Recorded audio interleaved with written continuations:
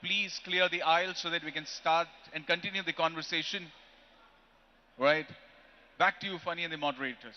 Please, please, please, all Okay, yours. thanks, Harsh. Yeah, so we'll have one final question and then maybe take a comment from Jayashree. So Sudha, so you started, um okay, let me state it the other way. So governments need technology, but technology is ever changing at a very fast pace, right?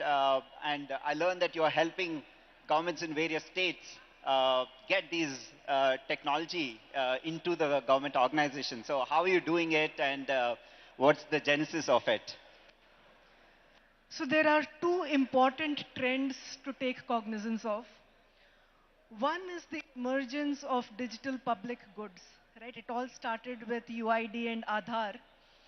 But since then, we have stacks enabling access to digital technology to every last citizen in health, in finance, in different parts of, whether it's the open credit enablement network, taking it to shopkeepers and small traders, whether it's ONDC. The other big trend is people in their 40s feeling like they've been there, done that in the corporate world, and now want to serve state and country.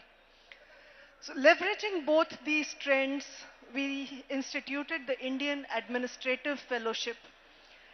It's a fellowship for CXOs. So people that have come into this fellowship are, for instance, the former CEO of Airtel Bharti's B2B business, the chief strategy officer of Patanjali, right? Large corporate CXOs who jobs and work full time with principal secretaries in state governments for 18 months.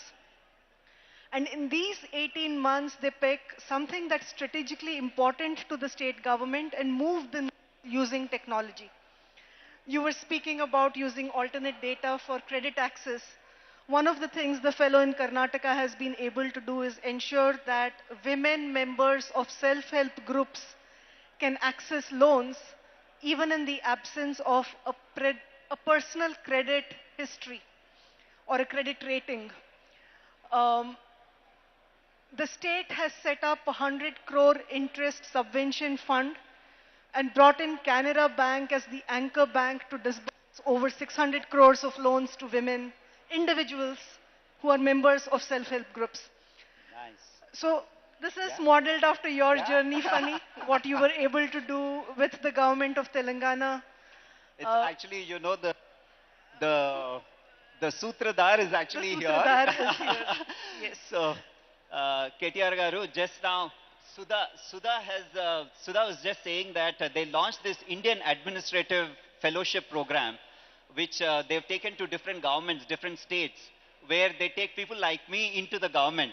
So, yeah, so Sudha is saying it's modeled after me. I'm saying actually the Sutradhar is sitting there. Right. Yeah, he's the one who invited me to the government, and that one small thing is now like replicated. And how many states have you sent fellows to, Sudha? Yeah. So when elected representatives and visionary bureaucrats start to draw from talent in the private sector, magic happens, right? So that's the answer. So how many Uh, states are your fellows in? So we finished one cohort in Karnataka. So the next cohort will start in April. And we've just kicked off in Punjab. So two states. We'll announce the third state soon, and we hope to come to Telangana with your support, sir, in the very near future. Nice. Thank you. Thank you, panelists. We'll take one final comment from Jayashree on how you're using technology at the foundation to increase impact. Yeah. Technology plays a vital role in all sectors. We use it in all the programs at the foundation. To give an example, we have a skilling program to skill the youth to employability, and we use technology to track, to collect data, track. And, data is everything. Then we can plan ahead. We also use technology in the agriculture to where we have a high goal of constructing 100,000 ponds. So we use it to ideally locate the pond, for logistics and to monitor after the pond have been dug to monitor the crops. Thank you. Thank you, Jayashree. And thanks a lot. Thank you, panelists. Thank you very much. Right, so please put your hands together for the amazing discussion. I love the fact that it was so logical. There were facts, very clear facts that were presented. And on behalf of the audience present in Nizamabad, big thank you to the panelists and the moderator. I request our moderator to felicitate our panel members, right? Thank you.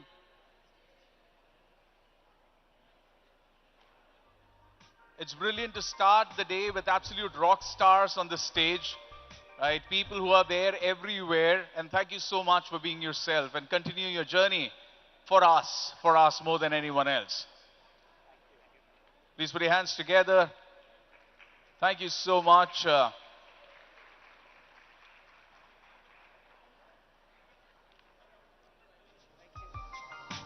So our panelists who came down from Bombay to participate in this conversation, thank you so much.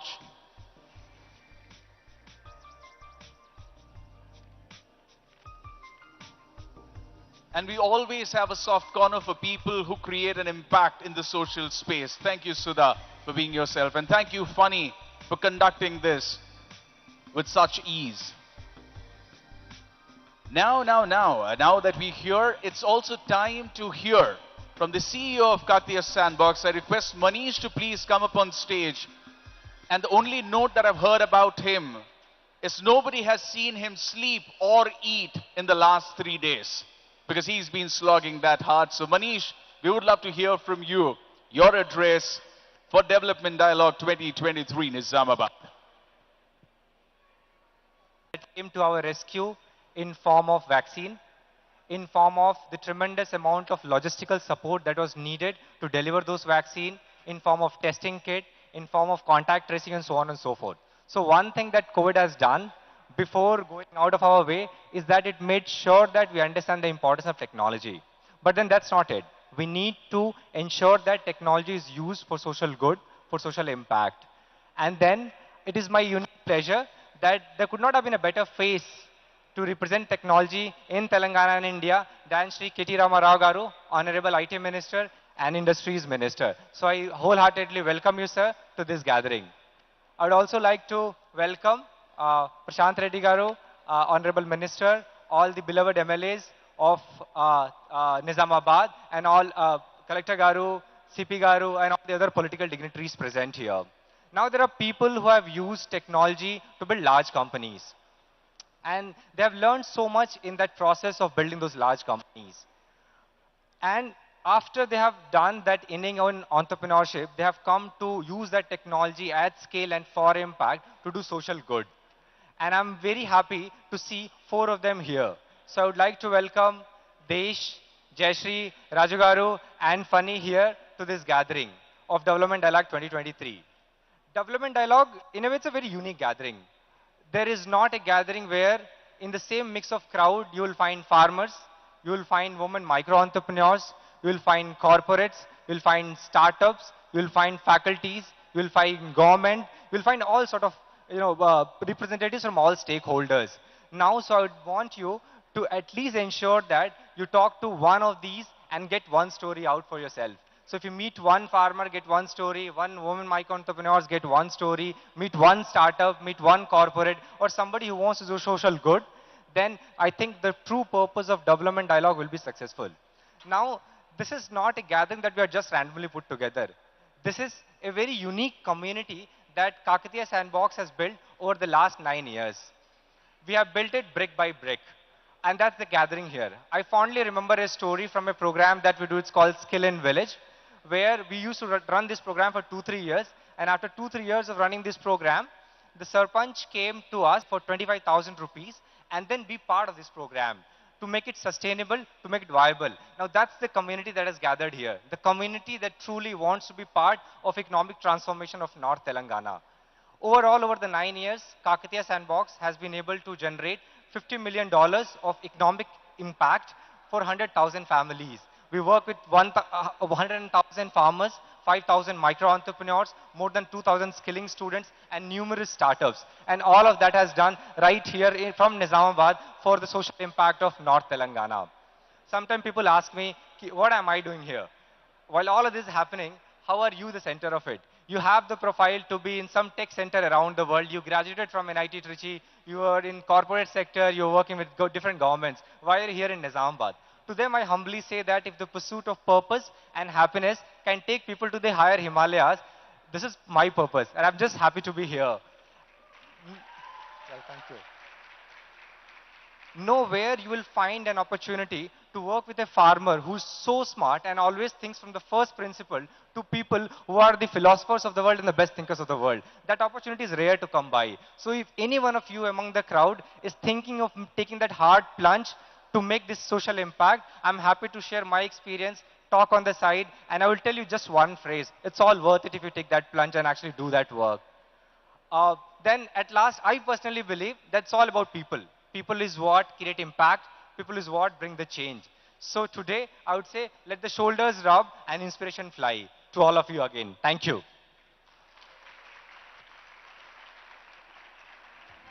Thank you so much to our very own rock star. Okay, now the next person I'm going to be introducing honestly requires no introduction, but as part of the job, I'll quickly read up something. Mr. Raju Reddy is the co-founder of Kakatiya Sandbox. It's absolutely phenomenal to have you here today. He was the former CEO of Sierra Atlantic, a company that grew to be the best-in-class global service company over a period of 17 years before being acquired by Hitachi. All the fancy designations, but the designation that he absolutely loves is when he is called the chief volunteer for Kakatiya Sandbox. So, please put your hands together for Mr. Raju Reddy.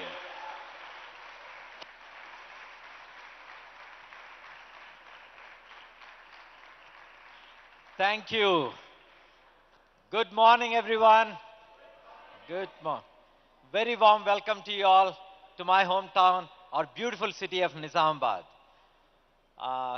Nizamabad, often we describe it as a microcosm of India.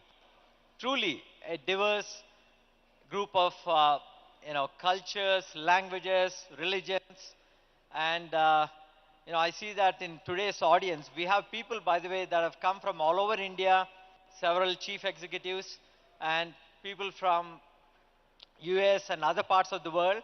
In fact, I saw a group of students that are here on a study abroad program, and one of them met last evening. She came from Ukraine. So, if Nizamabad is a microcosm of India, the audience here in some ways is a microcosm of the world. So thank you. Thank you all for joining us in Nizamabad. And a special welcome to our chief guest, a dear friend, our Honorable Minister KTR Garu.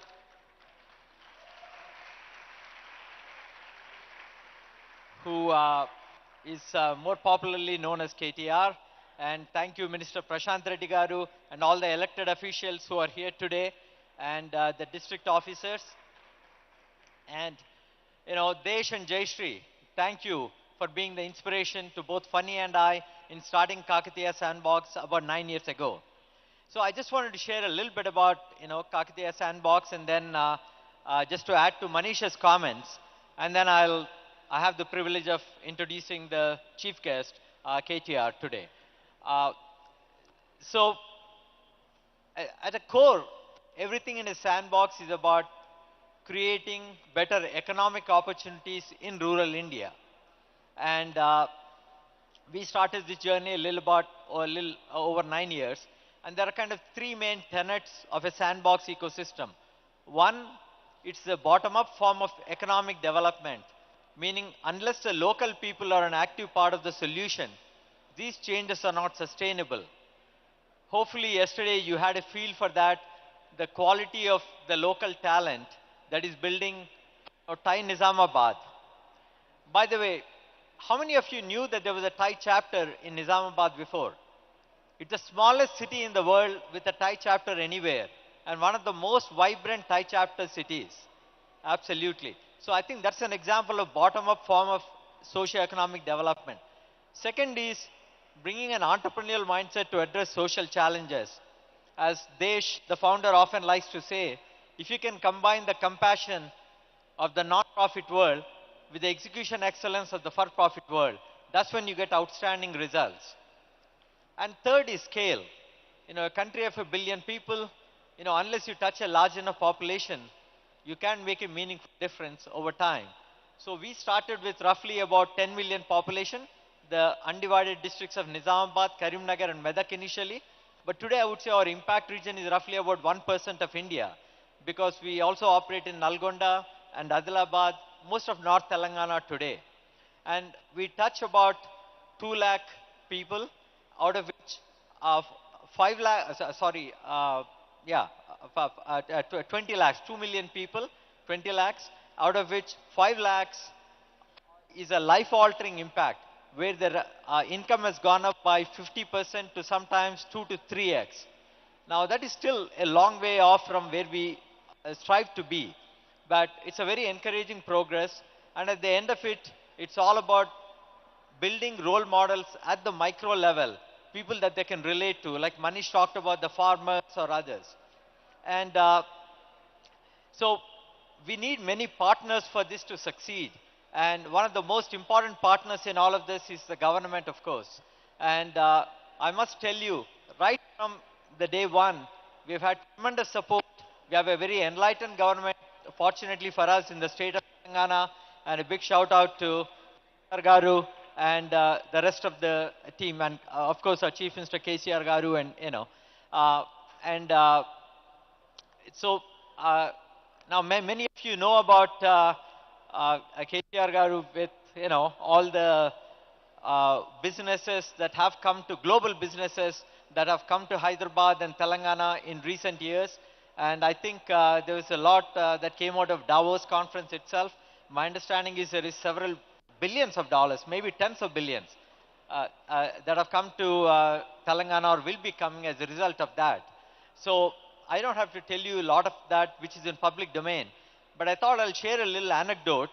I talked about this, I never talked about it here in India, but I did talk about it once in California. So some of you may have heard it before, so bear with me. It's a personal story, I think, that gives you a glimpse into, KTR. And this was about 6 years ago.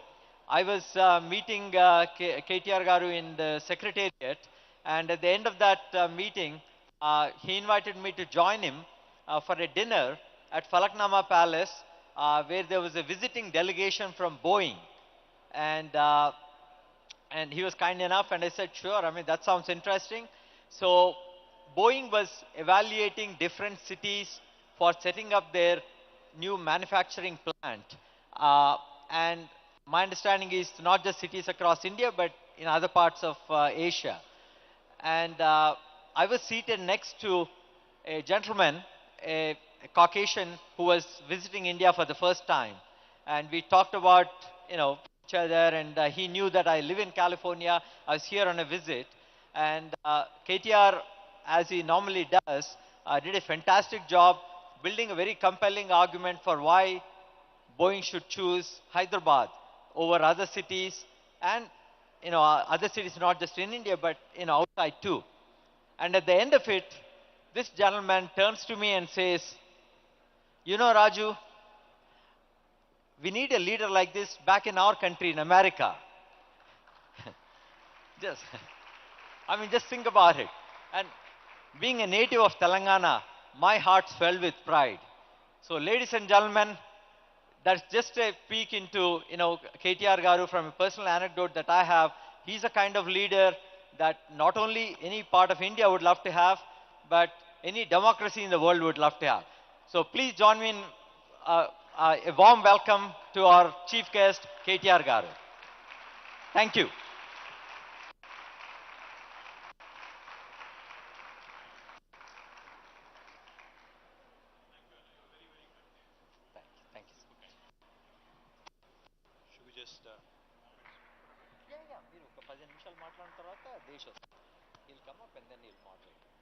Thank you. Andarki Namaskaram. A very good morning to all of you. Firstly, I'd like to thank Raju Reddy and the team of Kakatiya Sandbox for inviting us over to Nizamabad. It's always a pleasure, always, you know, a memorable experience meeting with Raju, Desh, and the entire team, that inspired this wonderful facility being created here in Nizamabad, the Kakatiya Sandbox. Also wanted to ensure, to all the distinguished delegates and others who have come from various parts of the world and also various parts of India. Welcome to Telangana, welcome to Nizamabad. Our Honorable Minister for Roads and Buildings, Shri Prashant Reddy, the District President of Nizamabad, Shri Jeevan Reddy, Honorable Chairman for RTC and MLA Nizamabad Rural, Shri Bhagirath Govardhan Garu, Honorable MLA Nizamabad Urban, Shri Ganesh Gupta Garu, Honorable MLA Bodhan, Shri Shakil Garu, Honorable Member of Raj Sabha, former Speaker, Shri KR Suresh Reddy Garu, Honorable MLC D. Rajeshwar Rao Garu, Honorable MLC Gangadhar Gaud Garu, Honorable ZP Chairman Vittal Rao Garu, Honorable MLA from Kodad, Shri Mallaya Yadav Garu, Honorable former MLC Shri Narsi Reddy Garu, Honorable DCCB Chairman Shri Bhaskar Reddy Garu, to all the distinguished, members who are also present in the audience, to the district administrators, officials, to my friends from media, a warm welcome to all of you. I love the theme of this event, development dialogue. I think a country like India, which has the largest population on the planet now, we just surpassed China. For those of you who are not aware, we just, I think, surpassed China last week or 10 days ago. We have the largest population on the planet now. We're the country with the largest population on the planet. Most importantly, this population, if you look at it, 50% of India is less than the age of 27. 65% of India is less than the age of 35. And in a knowledge economy, I think this is the biggest a nation can bring to the table. The kind of young think force, not young workforce, but the kind of young think force India possesses today is the biggest strength, in fact, it can leverage is to come.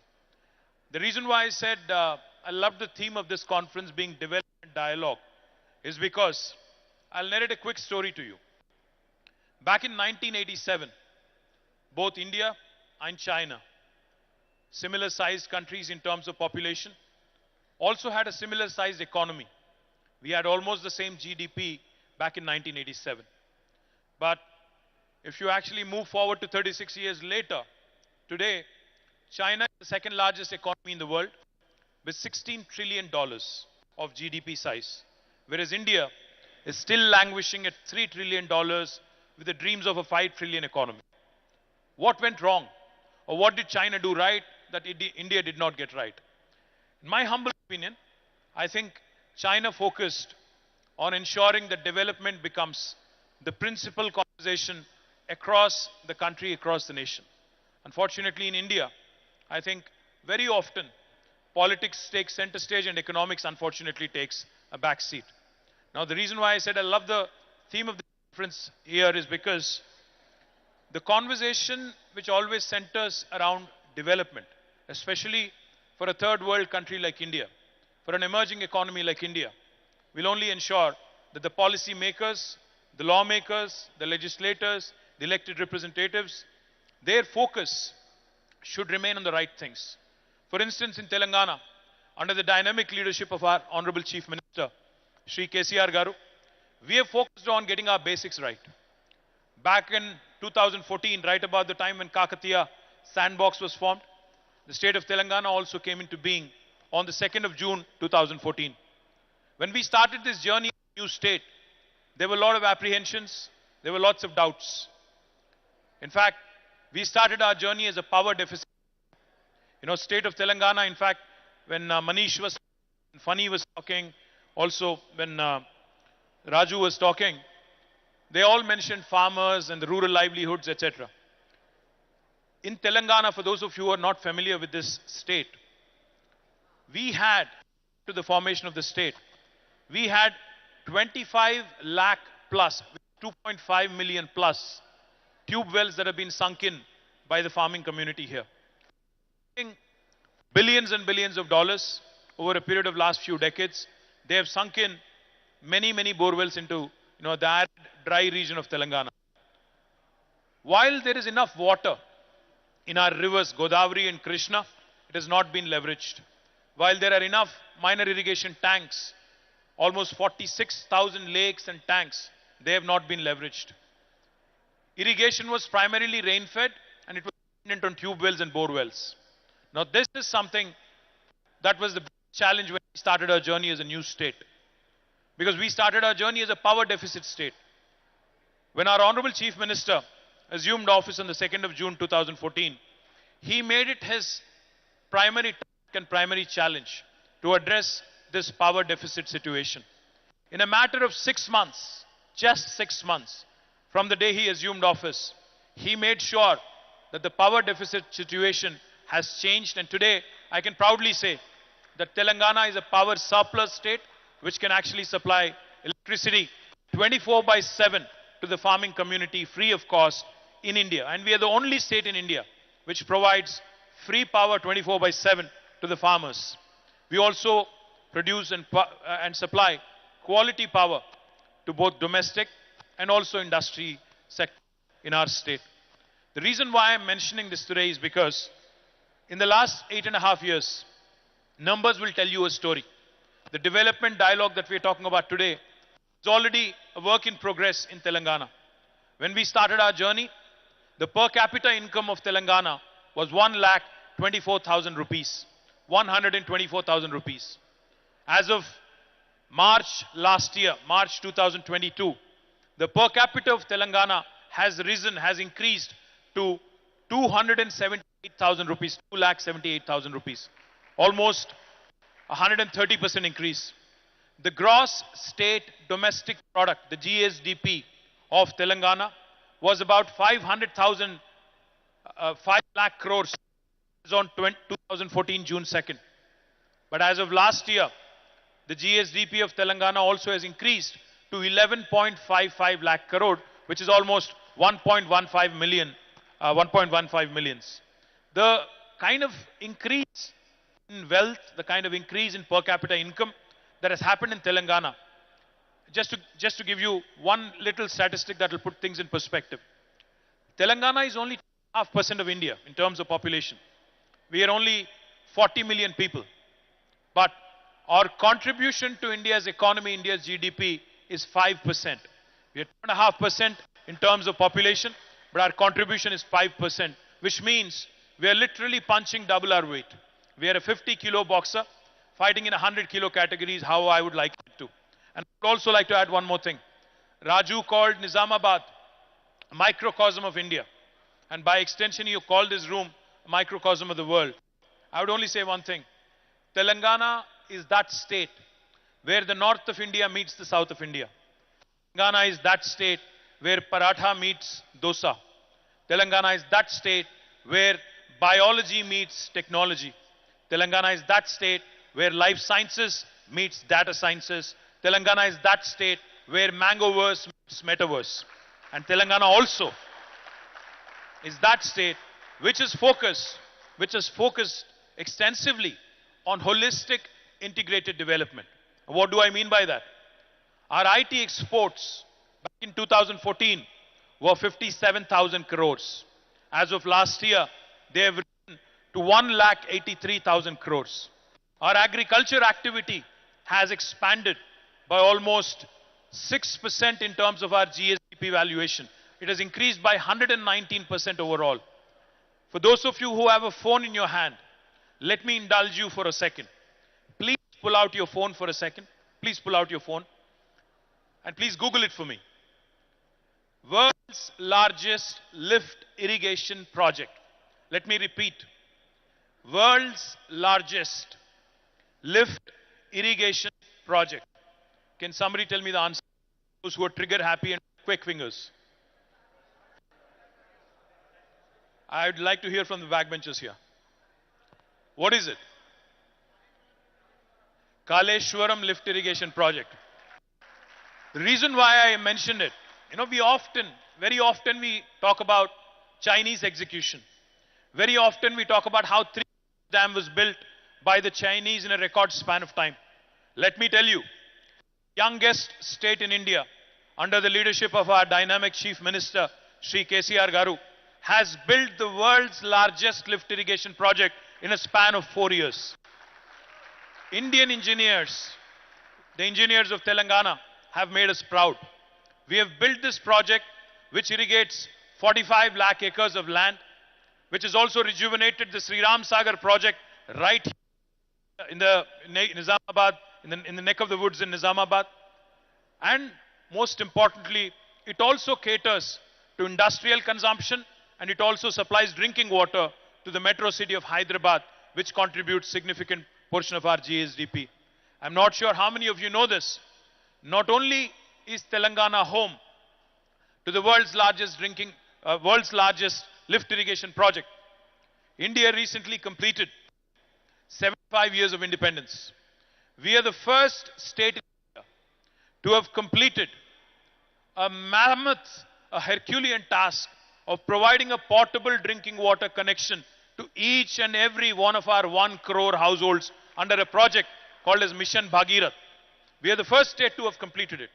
And when we were laying the water pipeline, which almost ran for more than 100,000 kilometers, 1 lakh kilometers plus of water pipeline, along with it 19,000 reservoirs, and along with it number of pump houses and everything else that goes with it. Let me also tell you, we have leveraged, there is a very popular word in India called as jugaad. Jugaad basically means hustle. Jugaad basically means hustle. What we did in Telangana is something ingenious. When we had to dig and trench the entire landscape and lay almost 100,000 plus kilometers of pipeline, we decided that we'll also combine the fiber optic cable in the same trench that we were digging for the water pipeline. Thereby, Telangana will also become one among the first states in India to be providing 100 Mbps broadband connection to each and every one of our 10 homes.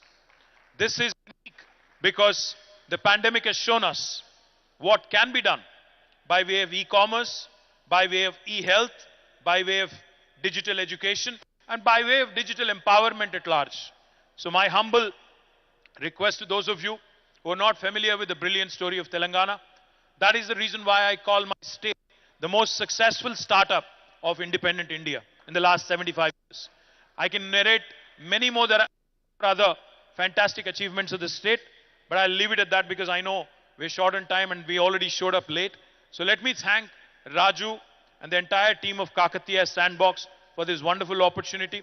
I wish the youngsters, the farmers, the entire ecosystem of Nizamabad the very best. I'm coming back next month, Raju Anna. I'm coming back to inaugurate the IT hub here. I'll humbly request you and Desh, to bring in more and more, because the pandemic has shown us it doesn't matter where you work from in the world. You could be in a village, you could be in a small town, you could be in a metro like Hyderabad or Bangalore. I think now in a digitally connected world, in a world where youngsters from tier 2 towns actually have more fire in their belly, we need to ensure that the rural innovators, the social innovation, the tier 2 town innovators from Nizamabad, Khammam, Nalgonda, Mehboob Nagar are all given ample opportunity and equal opportunity to ensure we create a level playing field.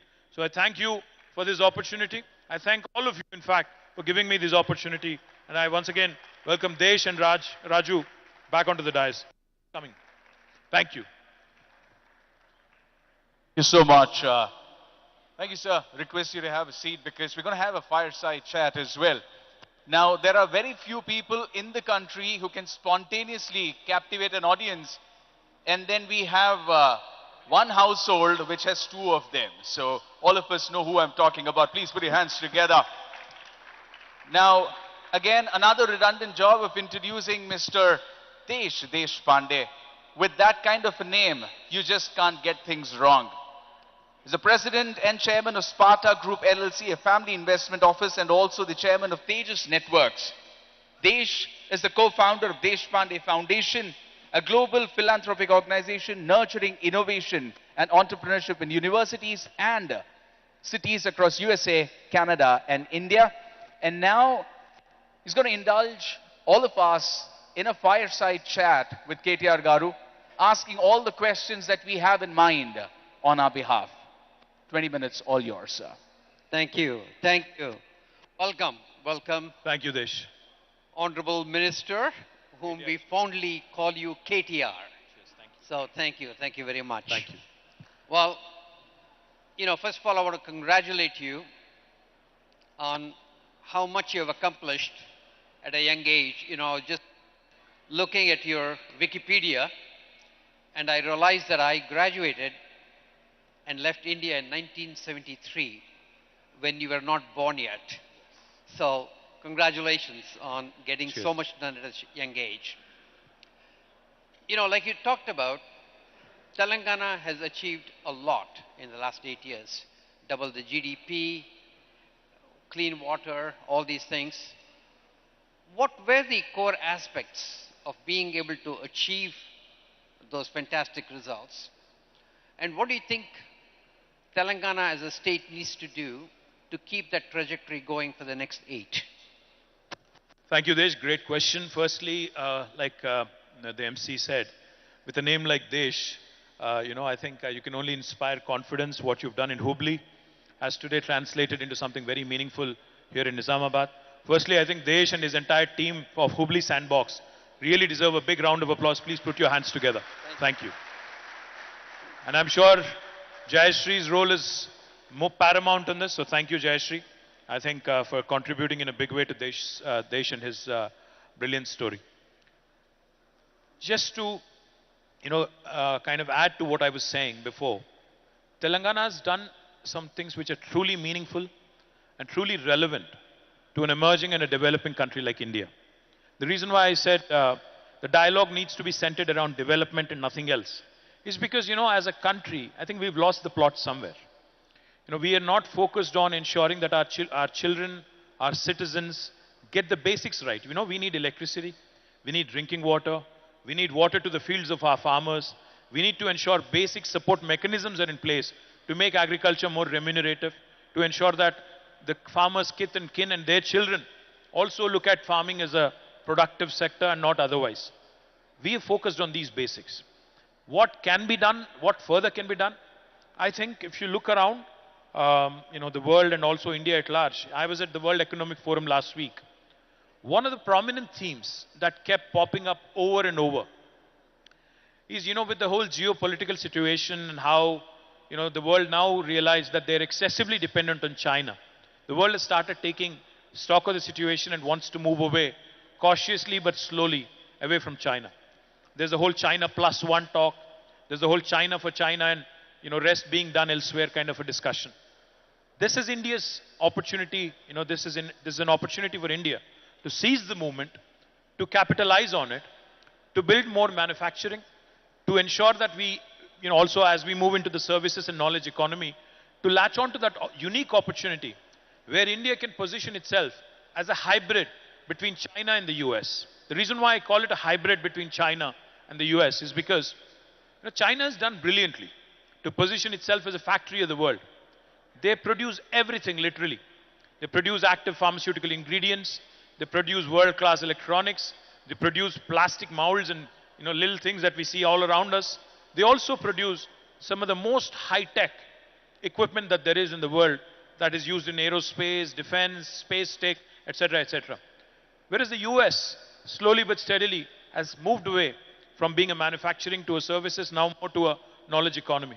And like I was pointing out, I think over the next 1 decade, India can truly position itself with progressive states like Telangana leading from the front. India can truly position itself as that unique combination which can both cater to the manufacturing needs of the world, also at the same time ensuring that this young think force that we have, that amazing demographic dividend that can pay off big time if we ensure that more and more sandboxes can come up in various parts of India. If we can focus and ensure that the youth of India doesn't unnecessarily get distracted from the development agenda and continues to stay on course, then magic can happen over the next 1 decade. The last thing I'll mention on this count, Desh, India does not have the luxury of leapfrogging anymore.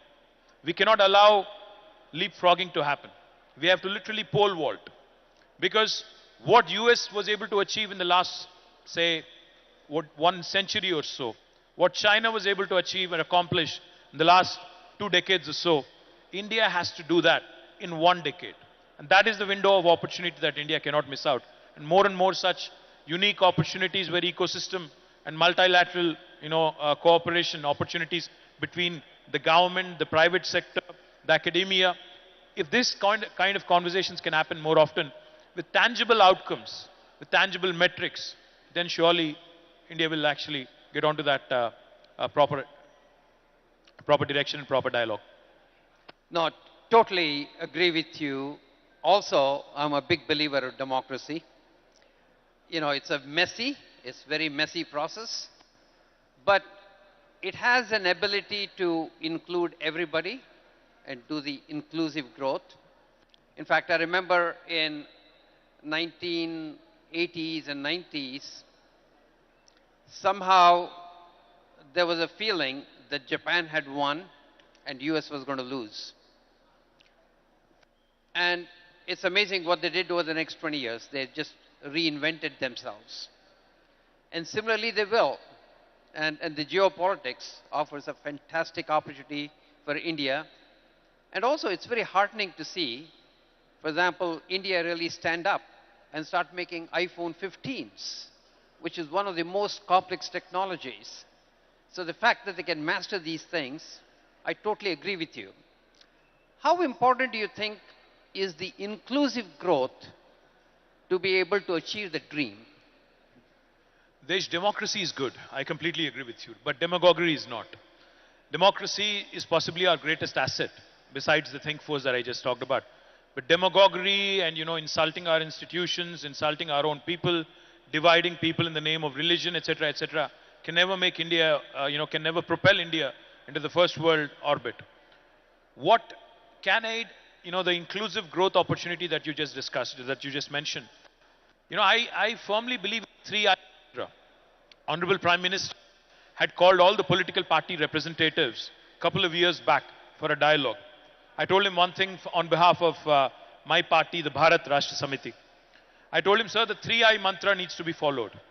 First I is innovation, second I is infrastructure, and third I is inclusive growth. Unless you mix these 3 I's and come out with a very unique model, because if you think about it, young Indians today, with the kind of access they have, we are all drowning in information, but like they say, we are all, grasping for knowledge and grasping and clutching for wisdom, I guess. Young Indians today have the access to the information, have amazing ability to also solve the world's problems. And they have stars in their eyes, they have the ability to really come out and, aim big at the globe and, solving global issues. Provided we give them platforms to actually, provided we give them wings to their dreams. So in Telangana, we founded what is called as T-Hub, which is the world's largest technology incubator now. Not only did we find the T-Hub, not only did we set up the T-Hub, today Telangana is uniquely positioned with women entrepreneurship hubs called as a V-Hub. We also have created TSIC, the Telangana State Innovation Cell. In fact, Funny is here. He was our Chief Innovation Officer of the state of Telangana for a very long period. I'm thankful to him for that. And also, we have created a number of institutions, including a very important institution called as TASK, the Telangana Academy for Skills and Knowledge. Unless you have your youngsters gearing up for the opportunities the world is going to present to you, unless you are able to latch on to them, unless you're able to actually, leverage that opportunity, you'll not be able to do much. So innovation and the kind of platform government can create as an enabler is extremely important.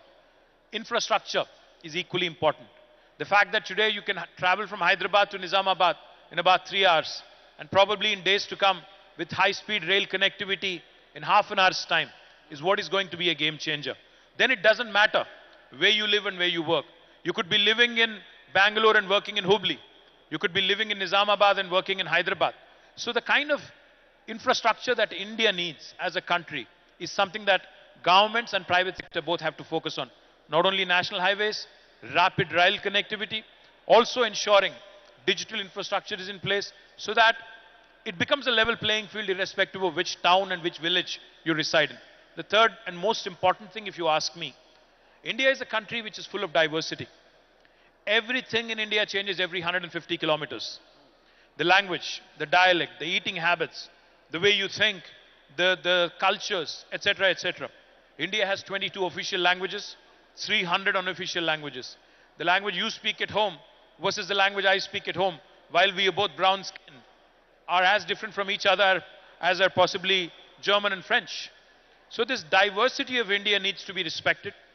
We all, as governments and as private entities as well, we all need to ensure that innovators, irrespective of what background they come from a rural area, it could be a woman or a man, it could be a youngster or an old guy, irrespective of who you are, what religion you belong to, or what social class you belong to, you need to be given opportunities that are equal and inclusive. With this 3I mantra, I sincerely believe India can propel itself into the first world. So, in the crowd here, we have a lot of well-meaning citizens, very excited young people from rural India. What can they do in their individual capacity to contribute to the growth and get India to achieve its deserved position globally? I think all of us Indians, have been taught from a very early stage. When I was growing up as a young man in 80s and 90s, I used to see around me that, while we have this amazing problem-solving ability, we are always taught from a very early stage not to take much risk. We are told that you can be a job seeker, not a job creator. Entrepreneurship is something that has not been, promoted as a culture among Indian society. From a very early stage, Indian parents tell you, become a doctor or an engineer, get a job, settle in life, get married, have children, buy a house, buy a car, etc., etc. Not a single Indian parent would actually tell you, go out into the world, chase your dreams, follow your dreams, and be ambitious and actually take a risk. Unfortunately, debt in India is looked down upon, frowned upon. So this fundamental shift in attitudes, that we ought to be risk-taking, we ought to think big, we ought to think global, and if we are solving a problem, remember that you're solving 1/5 of humanity's problem. So therefore, I think our ambition, our vision needs to expand a bit, our risk-taking appetite needs to expand a bit more, and culturally and sociologically, Indians need to start thinking big and start experimenting. Remember, after all, it's one life with a very limited lifespan, and with a very limited capacity. So therefore, we need to risk a bit more is what I would say. And youngsters here especially, I think in my time, in Desh's time when we were growing up, I think there wasn't much appetite of capital. And today's India, and today's world, capital is not a challenge anymore. You can raise capital if you have the right kind of idea. If you have the right kind of product, the markets are there to lap it up. So therefore, I think taking a bit more risk, thinking big, thinking global, not just thinking India, I think that's the way forward from an Indian youngster's perspective, if you ask me. Well, I also want to thank you for personally finding ways to do it. I was in Basra yesterday and met these 10,000 students who are the cream of the crop. And this new initiative that Raju and Venkatraman have to really inject this entrepreneurial spirit in them is something that we really need to keep pushing, I think. Because when you ask them what would you want as the future, they all say government jobs. And so I think we have to make them a lot more ambitious, a lot more entrepreneurial to move the country forward. Now, we talked about how democracy is a good thing, but it has its own limitations. In fact, it's worse in US than in India, because in US, congressmen have to get elected every 2 years. So as soon as they get elected, the election starts again. The re-election starts. So what are the secrets to make sure that in democracy, the bureaucracy and the political engine can be productive? Well, I wish there was a short answer. The one thing I would say is, if a leader if the head of the state, in the case of Telangana, our Honorable Chief Minister, he's a man of great vision. He's a man who's also rooted in reality and grassroots. If the leader has the political will, I think then bureaucracy and every other system that is supposed to work with the government will fall in place.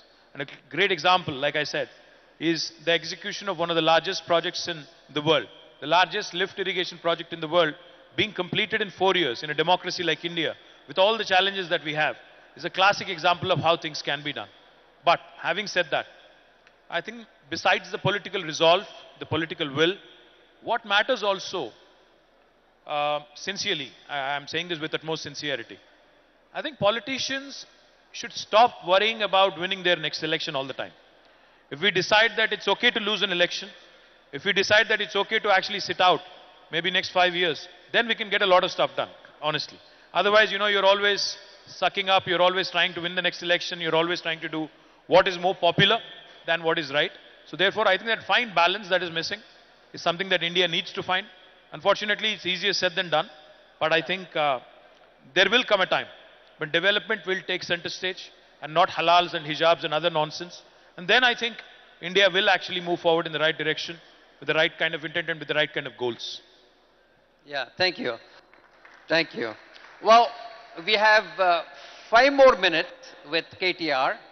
So if any of you have your questions that you want to ask him, please come forward and maybe we can ask them 1 or 2 questions. So please stand up and come here in the front so that we can bring a mic to you because we don't really have a lot of time. So KTR, one of the things that US seems to be doing pretty good is engaging the private citizens into the bureaucracy, more as experts, right? Because our bureaucracy comes from an administrative capability and not really a vertical capability. I know you're trying that with people like Funny and so on. How can we make more of that happen? Great question, Desh. In fact, in Telangana, not only we have Funny, but in fact, my entire Department of Industry and Commerce and IT, Information Technology, has almost 15 different very bright young people from the industry who are working in various very senior positions. In fact, one of the gentlemen is working with us for the last 8 years, who is heading now our director as Director of Electronics and Semiconductors, is currently in the US. So what we've done in Telangana consciously is we've co-opted for the best of the talent that there is in the private sector. We have invited them to be a part of the government and use this lateral entry as an opportunity to ensure that we get the best expertise. And I think you rightly pointed out, bureaucracy in India is more of an administrative capability. And bureaucrats in India are using to sit in their ivory towers and with all the entrepreneurs coming to them and literally pleading with them, ki sir ye kar do. Unfortunately, unless we change that mindset a bit by pushing them more aggressively, by ensuring that they also get exposure to the private sector. In fact, if you ask me, I would send most of my bureaucrats into the private sector for a couple of years so that they understand what the other side of the table looks like. So therefore, I think a mix of both, sending our bureaucrats and bureaucracy into the private sector for a bit and also getting the private sector into government sector to co-opt them, I think is the right model. And way forward, I would imagine more and more positive outcomes with measurable goals, like how you do your performance appraisal. Yeah. Now that sort of a system also needs to be brought into government, and I think a combination of all this would really help. Yeah. Oh, that would be fantastic. So, any questions? Yeah. Yes. This is a fast-growing state. I was born in Hyderabad. My name is Sandhya Prakash. My question to you is, what is the program or the plan to have women leaders in the state of Telangana or all over the country as well? What would you see is the vision where more and more women can be there, represented, elected representatives as well, and also at the MLA level and other areas? So is there Soumya, a proper plan? You said Soumya, right? Sandhya Prakash. Sandhya. Thank you, Sandhya. Great question. See, honestly, we have not done enough justice. I'll not give you a fake answer. We have not done enough so far. There's still a lot of room. But I'll only urge one thing of women leaders and women representatives. See, today in Telangana, we have 50% of women representatives in both Gram Panchayatis, municipalities and Zilla Parishads. We have 32 Zilla Parishads, 142 municipalities and urban local bodies, 12,769 Gram Panchayatis. We have 50% women leaders there. But in the legislature and the parliament, in legislature we have 119 MLA seats, 120 rather, out of which we only have 6 women legislators. And in parliament again, out of 543, I'm not sure how many women parliamentarians are there. The only way we can change this is, of course, continuing to push and maybe bringing in legislation.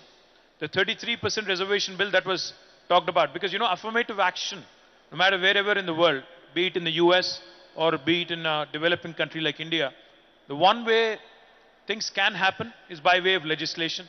My party, led by our Honorable CM, has always wanted the 33% reservation bill to be tabled.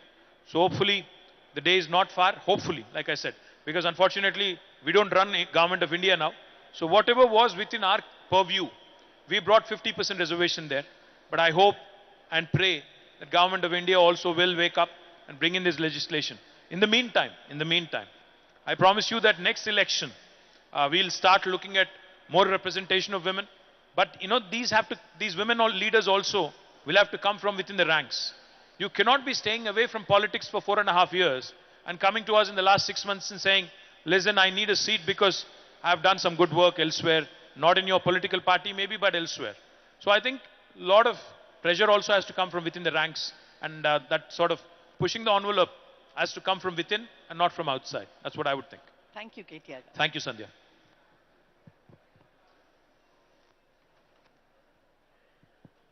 Hi, my name is Shravya and I live here right in Nizamabad.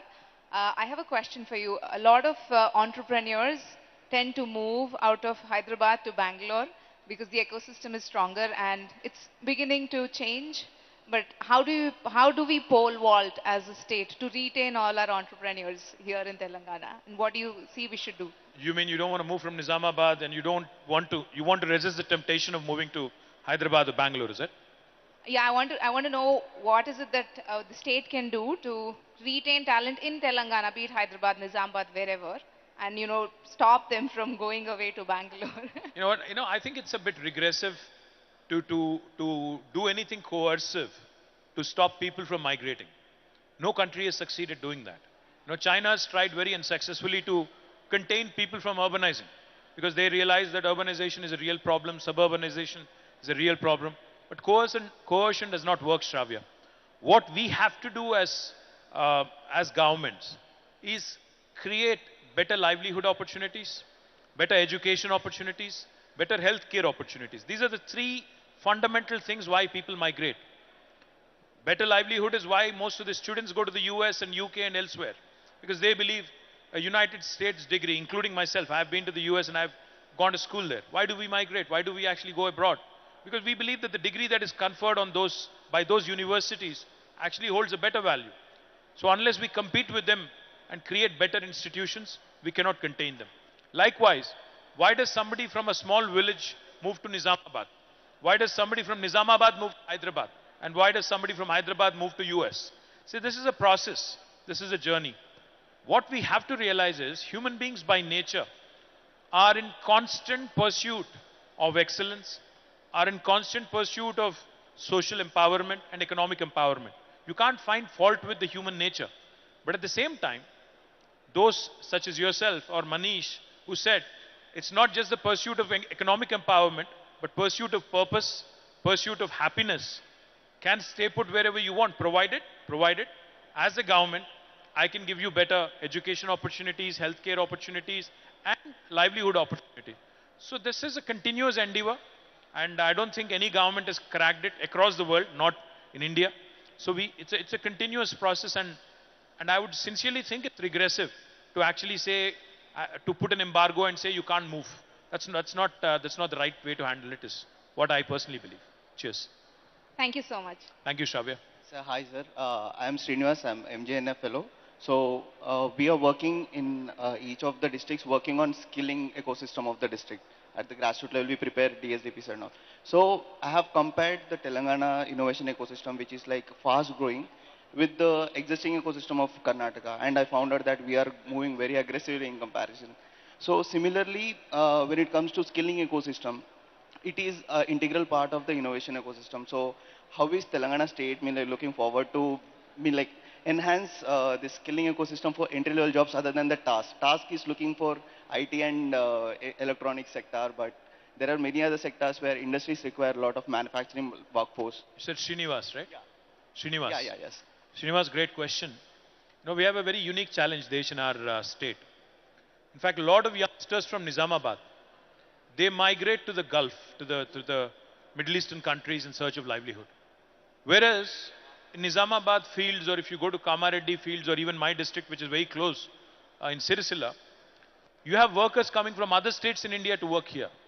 It's a very unique challenge we have, especially the vocational kind of courses, the plumbing, the electrician, the fitters, the carpenters, the gentlemen who are involved, the workers who are involved in construction industry. They come from every nook and corner in India. Whereas the Telangana youngsters are going to the Gulf. It's a very interesting problem, very interesting conundrum, if you ask me. The only way I see this changing, in fact, as I was walking out of the helipad, I saw a beautiful new building being built right next to the collectorate. So I asked my Honorable Minister, Prashant Reddy Garu, I said, what is this building? He said, it is the National Academy of Construction building, NAC building. And NAC building that is being built in Nizamabad will ensure that besides tasks like the one you just mentioned, all of these vocational courses are given due importance, are going to prepare a skilled workforce, which will help us possibly take opportunities in these spaces that I just mentioned. But that's just not enough. There is the polytechniques, there is the ITIs. Unfortunately, we have not focused enough on them, but we are getting to that stage where we'll probably start looking at more and more internships, apprenticeships, and practice school kind of an option, where we can have these children working, doing their diploma courses, work in the industry for about 6 months, gain practical exposure, so therefore become more readily employable by the time they graduate. A combination of all these, I think, will encourage our local youngsters get better employment opportunities. Yeah? Thank you, sir. We are happily looking forward to engage in that kind of ecosystem. Thank you. So, of the 4 questions that we, just a second, sir, of the 4 questions, as you said, little things in our control, would like to get another lady to ask a question. Yes, go ahead. Hi, my name is Hannah. I'm from Minerva University. I'm one of the exchange students here. I was wondering if people going through public education, higher public education, as compared to private education, do get the necessary skills to be the future entrepreneurs and skilled workers, whether they have skills that are on a competitive level with those who graduate private institutions. Great question. I didn't get your name. Hannah. Anna. Hannah. Hannah, great question. I'm pretty sure, I'm going to go on a limb and take a guess, that both Raju and Desh went to a government school. Am I right, or did you go to a private school rather? You did. See, these 2 gentlemen who made it big in their life and who are now giving back to their cities, Nizamabad and Hubli, have both gone to a public school, not a private school. So, it doesn't really matter whether you go to a public school or a government school or a private school, as long as, you have the ability to imbibe, learn, and be ambitious in terms of your worldview and world outlook. Because I know of a number of leaders, including our Chief Minister, who's actually gone to a public school and has become what he has become as a first-generation politician. So no matter what you want to achieve in life, be it a top-notch leader in public life, a politician, a bureaucrat, or an entrepreneur, I think what matters is how well you imbibe those skills and not otherwise, and where you imbibe them from. So I hope I answered your question partially at least. Cheers. Hannah, also I'd like to add that the fact that you are coming to India and spending 3 months will make you a better entrepreneur. So why is it that people from Nizamabad do well in Dubai, people from Orissa do better in Nizamabad? Because out-of-box thinking is very natural for people when they come from a different place. So what we need to do is to inject all of that training into education systems so that people can think out of box living exactly in the box. They don't have to go far away to learn all this. But having a conscious way of exposing people to different experiences is what makes them creative. And so, fantastic. Thank you. Thank you very much. You know, I think. Thank you so much. Request Mr. Desh to stay on stage and also felicitate KTR Garu. Thank you so much, KTR Garu, for your time and patient hearing to all the questions and responding to all of them in your trademark style. Right. Thank you, Chief. Thank you, thank you, thank you. Right. Okay. So KTR Garu is now moving to the agri sector where he'll be interacting with all the farmers there. And we will continue with our interaction, the beautiful panel that's set up next.